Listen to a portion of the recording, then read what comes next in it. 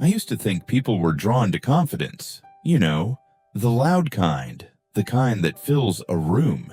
But over time, I started noticing something strange. The people everyone gravitated toward weren't the loudest, weren't the smartest, and definitely weren't trying to impress anyone.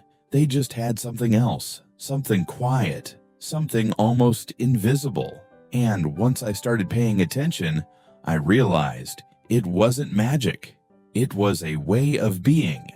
Part 1. They make you feel seen. I didn't realize how rare it was to truly feel seen until I experienced it. Not the kind of, yeah, I hear you, while someone's scrolling their phone. I mean the kind where you're talking and the other person doesn't interrupt, doesn't rush you, doesn't redirect the conversation back to themselves. They just stay there, present.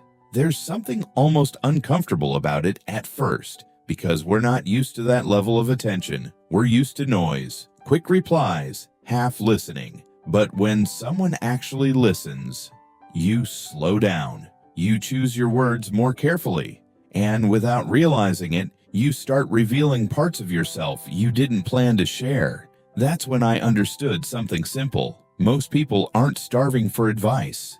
They're starving to be understood. And the moment you give someone that, you don't need to impress them anymore. They're already drawn to you. Part 2. They don't try to impress you.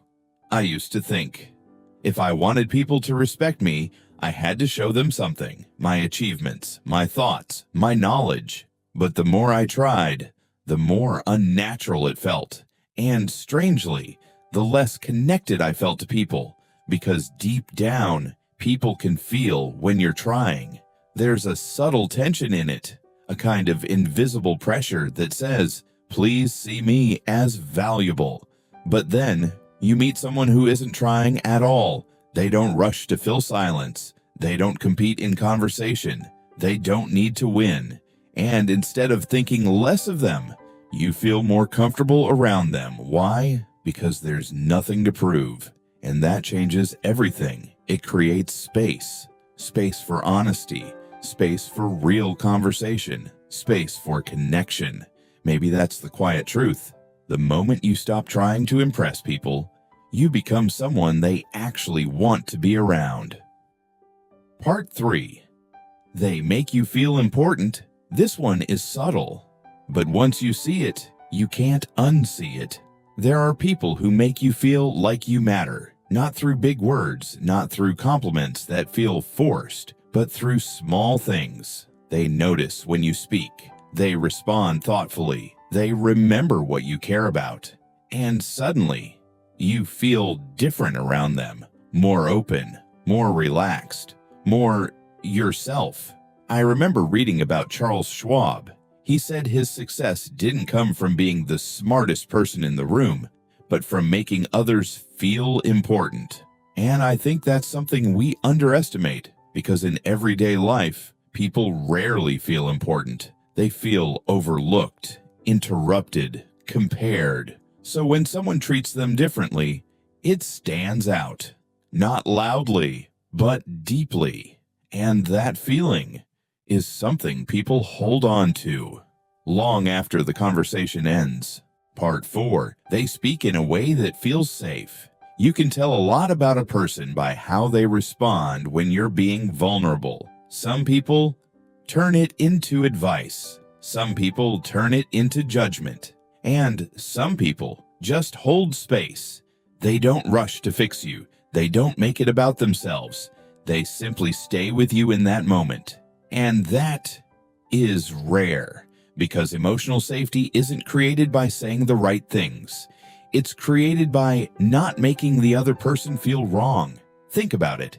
When was the last time you felt completely safe talking to someone? No pressure, no fear of being misunderstood, just accepted.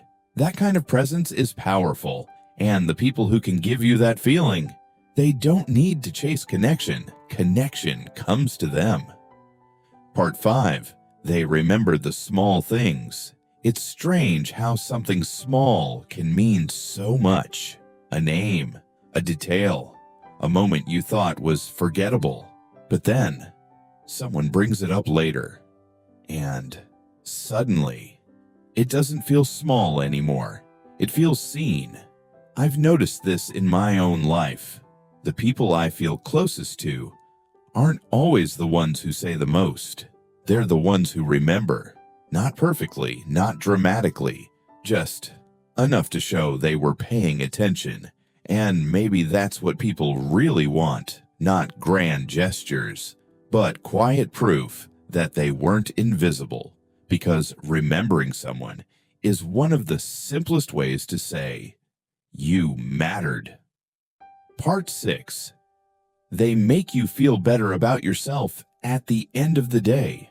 We don't remember people for how impressive they were. We remember them for how we felt around them. Did we feel judged or accepted?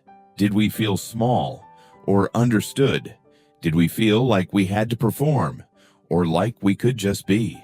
The people who draw others in aren't trying to stand above anyone. They do something quieter. They lift others up, not in an obvious way, but in a way that makes you walk away thinking, I like who I am when I'm around them. And that's powerful, because in a world where people constantly feel not enough, being around someone who makes you feel like you are enough is something you don't forget. When you put it all together, it's not about techniques. It's not about saying the perfect thing. It's about presence, attention, respect, genuine interest. And maybe the real question isn't, how do I make people like me? But how do I make people feel when they're with me?